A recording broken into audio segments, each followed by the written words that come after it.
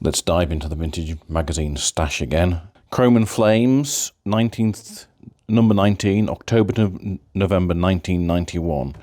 And there are some very impressive and wild builds in here, but I have to warn you right off the bat, it needs its own Me Too moment. It's the annual bikini special edition, so what do you expect? The advert on the inside front cover is for the Dollhouses of America, the largest chain of adult entertainment clubs in the world. We'll pass that by quickly. If you want to freeze frame and read the editorial as well, that will just give you, well, it'll give you something. I'm not entirely sure what. But I'm here for the cars and for the inspiration for future builds. And we start with this one. This is Model T Ford C-Cab, built in Britain. So it's got the old Rover V8 and the Jag independent rear suspension on it. I really don't know why the background is in this weird pixel thing. I'm guessing somebody in the offices discovered a way to do it and just went mad.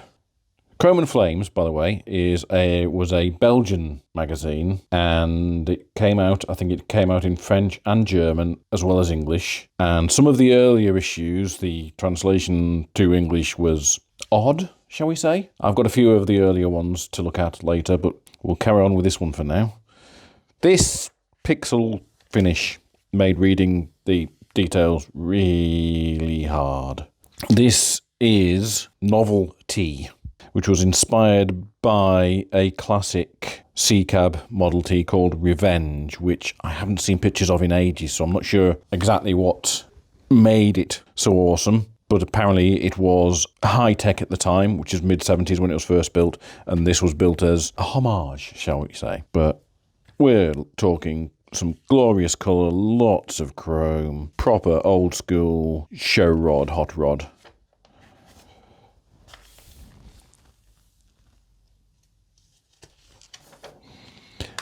Another Ford, 1934 open-top Roadster. Very, very, very attractive. Love the wheels. I love these wheels. I don't know if I can get these in any scale versions of these anywhere. I may have to see if somebody does them as 3D prints.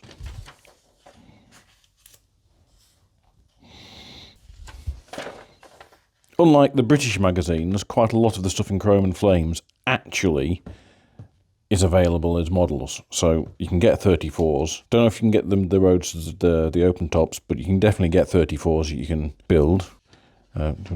Quickly moving on from that image.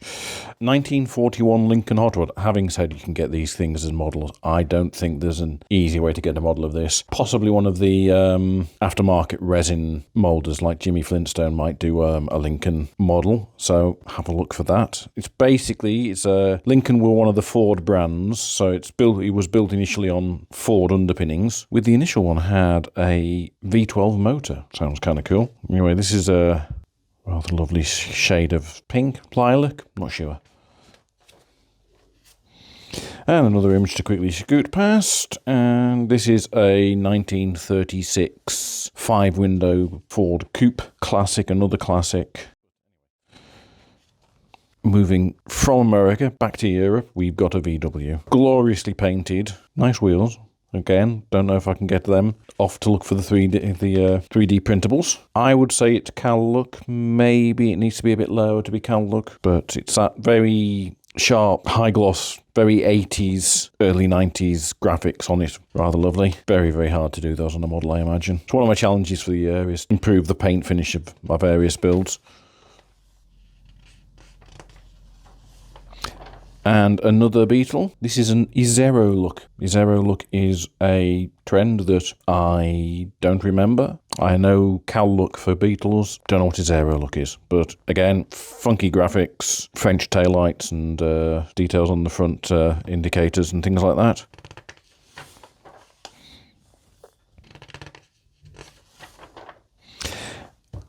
And now, this is where it gets a little bit wild. This is the first of several stretch limos where they've stretched vehicles you would not expect. In this case, Chevrolet Corvette. Let's see, there we go. That's a Built, apparently, it was built by Benihana, restaurant chain, to do the circuit of the Americas. It was one lap of America, rather. Driving around, I presume, all around the coast and around the border. Another Corvette, this time 1986 convertible with a bit of bodywork going on here.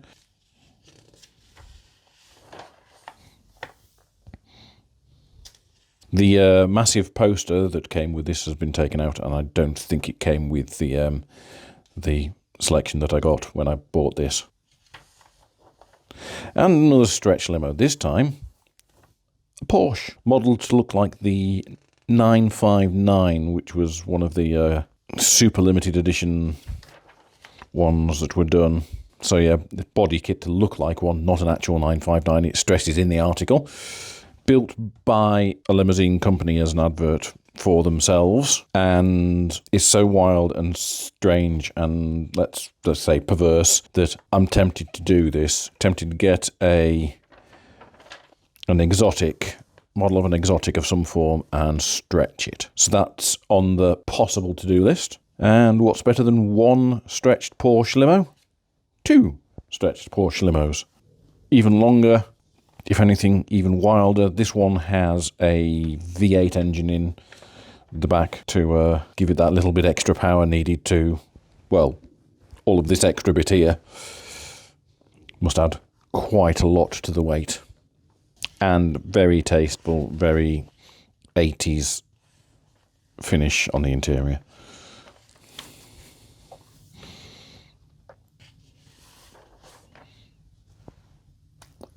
This, it tells me in here, is stock apart from the wheels and a little bit of work on the engine and all of this paint, which is gorgeous. And there is no way I could ever hope to do anything like that on a model. Another one that's a little bit hard to track down models of, this is a 41 Plymouth Business Coupe with, I think, a top chop and a few other bits and pieces of modification going on.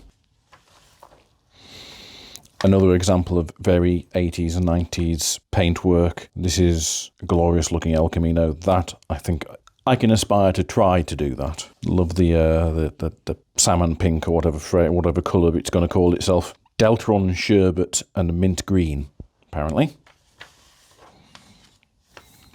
This is a 1936 Ford pickup. Just classic example of a basic hot rod. Looks gorgeous. It's just got a not got stupidly powerful engine in there. It's a V6 rather than a V8, it points out. But it's a lovely looking little cruiser. And a complete change of direction. Harley-Davidson V-twin motorbike with custom paintwork. Lots and lots of chrome. Very, very impressive.